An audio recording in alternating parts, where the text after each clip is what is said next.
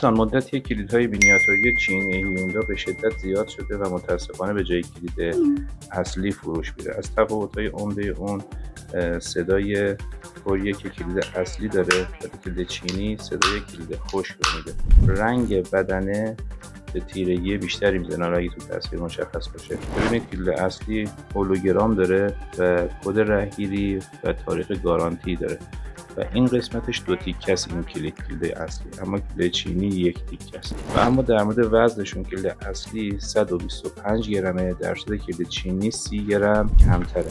قسمت سیمگیرشون هم این قطعه پلاستیک رو می‌بینید کلید اصلی داره و رنگ سیمگیرش هم به آبکاری مسی میزنه، در صورتی که چینی نه اون قطعه رو داره و رنگ آبکاریش هم به شدت متفاوته. و دیگر اینکه کلید اصلی این قسمت برداشت نمیشه، اما کلید چینی اصلا این قسمت رو نداره. از این بابت این رو گفتیم که به شدت زیاد شده و ممکنه که این کلیدها استفاده این کلیدها خطرات جبران ناپذیری داشته باشه برای هر مجموعه صنعتی یا ساختمانی که استفاده بشه. حالا داخلش هم باز میکنیم و میبینیم مثلا در مورد نشت جریان و اضافه جریان این کارایی خواهد داشت در ظاهریت دقیق یا اینکه خیر که من بعید میدونم.